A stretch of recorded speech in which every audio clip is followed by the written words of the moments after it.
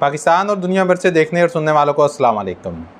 इमरान खान साहब के केसों के हवाले से आपको अपडेट करूंगा इस वीडियो में। और इसके अलावा इमरान खान साहब ने सुप्रीम कोर्ट से रिजू कर लिया है, वो क्या मामला है, और इंतज़ार हुसैन पंजोता साहब ने एक इंकशाफ किया है, वो भी आपके सामने रखता हूँ। इसके अलावा नैब से एक बड़े इस्तीफ़े की इत्तलात आ रही हैं, ये सारी चीज़ें आपके सामने रखूँगा। और अदलिया हमारी इस वक्त किस हाल में है, कानून की अमलदारी तो पाकिस्तान के अंदर नहीं हो रही, मगर अदलिया के ऊपर भी एक सवाल ज़रूर उठ रहा है।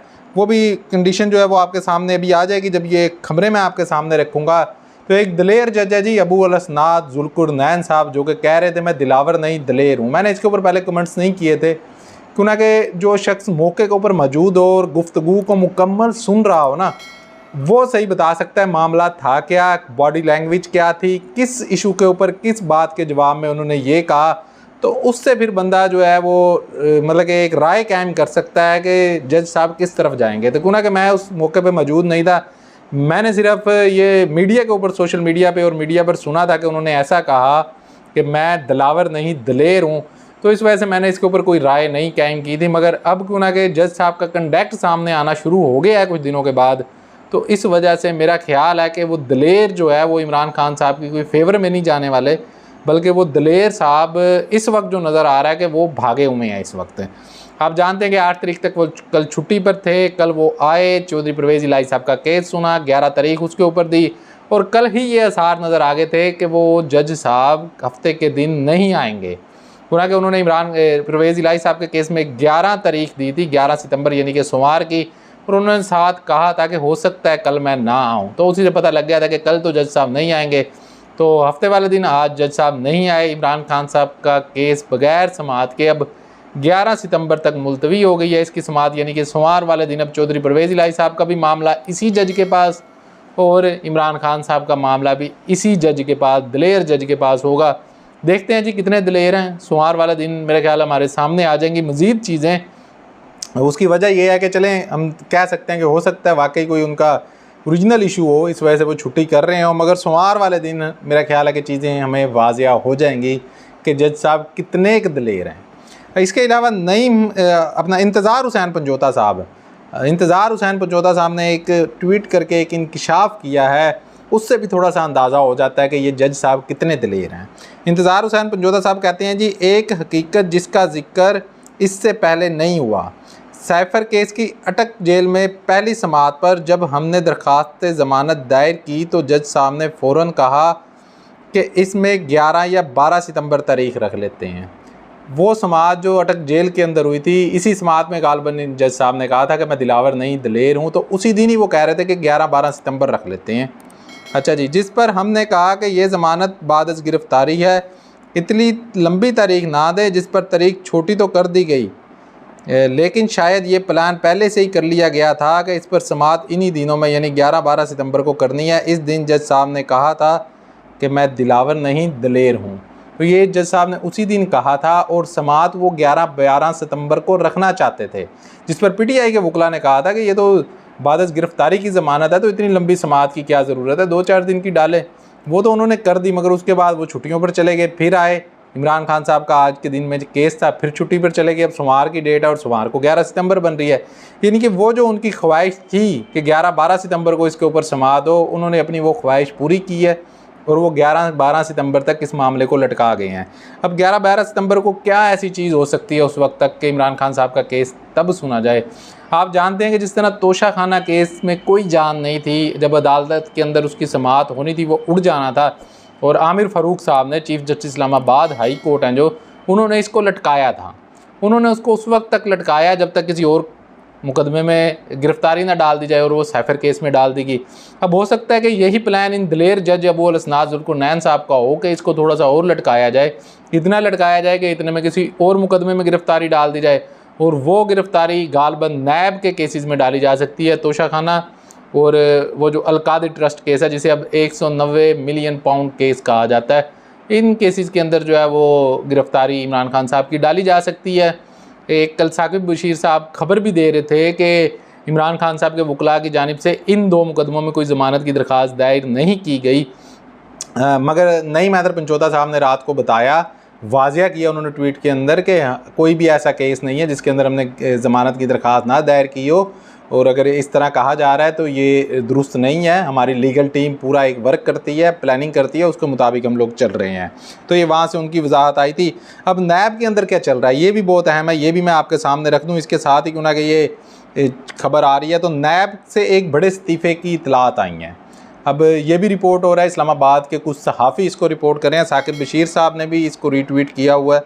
कह रहे हैं जी, प्रोसिक्यूटर जनरल सैयद असगर हैदर कबल अज वक्त मुस्ताफ़ी हो गए हैं। चेयरमैन नैब से दरख्वास्त किया है कि 15 सितंबर से इस्तीफ़ा कबूल किया जाए।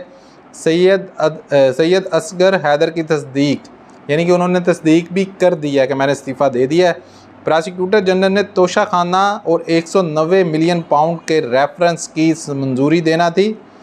मामला इल्तवा में चला गया, यानी कि वो कह रहे हैं कि मामला ये इल्तवा में चला जाएगा। इसके जो मंजूरी रेफरेंस की देनी थी वो इन साहब ने देनी थी, जो कि मुस्ताफ़ी हो गए हैं। इससे पहले आप जानते हैं कि नैब के जो चेयरमैन थे वो भी मुस्ताफ़ी हो गए थे। उसके बाद ये नए चेयरमैन नैब आए हैं, तो फिर इमरान खान साहब की 9 मई वाली गिरफ़्तारी हुई थी। जो पिछले चेयरमैन थे उन्होंने कहा था कि मेरे ऊपर दबाव है, इस वजह से मैं मुस्ताफ़ी हो रहा हूँ। वो मुस्ताफ़ी हो गए थे, उन्होंने अपने दौर में कोई ऐसी हरकत नहीं की थी। मगर ये चेयरमैन नैब आए और इन्होंने ये गिरफ़्तारी डाली। उसके बाद अब जिस ऑफिसर ने 190 मिलियन पाउंड और तोशाखाना रेफरेंस की मंजूरी देनी है वो मुस्ताफ़ी हो रहे हैं। ज़ाहिर बात है कि उनके ऊपर भी दबाव हो सकता है कि वो दें, और वो अपने ज़मीर की आवाज़ के ऊपर ऐसी कोई 2 नंबरी नहीं करना चाह रहे होंगे, तो इस वजह से गालबन मुस्ताफ़ी होंगे। ये मेरा एक राय है, मेरा एक अंदाज़ा है। खबर जो है वो मैंने आपके सामने इससे पहले रख दी है। इसके अलावा जी, चेयरमैन तहरीक इंसाफ इमरान खान साहब ने ऑफिशियल सीक्रेट एक्ट, आर्मी तरमीमी एक्ट सुप्रीम कोर्ट में चैलेंज कर दिया है। इमरान खान ने एडवोकेट शुएब शाहीन के ज़रिए दायर ऐनी दरख्वास्त में इस्तदा की है कि ऑफिशियल सीक्रेट एक्ट, आर्मी तरमीमी एक्ट को गैर ऐनी करार दिया जाए। केस की हतमी फैसले तक ऑफिशियल सीक्रेट एक्ट, आर्मी तरमीमी एक्ट मुअत्तल किया जाए। यानी कि ये जो मुकदमात चल रहे हैं इनको मुअत्तल किया जाए तब तक जब तक कि इसका फ़ैसला नहीं होता कि ये कानून बना भी है कि नहीं बना। उसकी वजह ये कि सदर साहब ने तो इसके ऊपर साइन नहीं किए, और सदर साहब ने ट्वीट करके बता दिया था कि मैंने तो इस जो ये बिल मेरे पास आया था इसके ऊपर साइन नहीं किया, इसको मैंने वापस भिजवा दिया था, तो ये कैसे मंजूर हो गया। तो ये मामला है जी। अब देखते हैं सुप्रीम कोर्ट, इसको मेरा ख्याल है कि उमर अता बंदयाल साहब तो इसको टेक ओवर नहीं करेंगे, अलबत्ता काजी फैज़ ईसा साहब इसको टेक ओवर करते हैं। वो इसके ऊपर कोई बेंच बनाते हैं, नहीं बनाते। अब ये मामला कुछ अरसे के लिए तो मेरे ख्याल लटका हुआ है, क्योंकि 16 सितंबर के बाद वो आएंगे। काजी फैज़ ईसा साहब ने इतलात आ रही हैं कि अपने हलफ बर्दारी तकरीब के बाद जो है तमाम सुप्रीम कोर्ट के जजेस के लिए इशाइया भी एक रख दिया है। देखते हैं जी। उमर अता बंदयाल साहब का दौर तो मेरा ख्याल है कि कोई अच्छा नहीं रहा, उन्होंने बहुत बुज़दिली दिखाई है, मुझे ऐसा लगता है। बहरहाल मेरी ये राय है कि बहुत सारे ऐसे स्टैंड थे जो उनको लेने चाहिए थे और उन्होंने नहीं लिए। मगर क्या काजी फैज़ ईसा साहब कोई स्टैंड लेंगे, और वो किस किस्म के लेंगे? क्योंकि इमरान खान साहब के तो वो मुखालिफ चल रहे हैं, और PDM को, खासकर नून लीग को, तो उनसे बहुत ज़्यादा उम्मीदें हैं। यहाँ तक कि वो नवाज़ शरीफ की वापसी को भी काजी फैज़ ईसा के साथ जोड़ते हैं। तो मामला हमारे सामने आ जाएगा।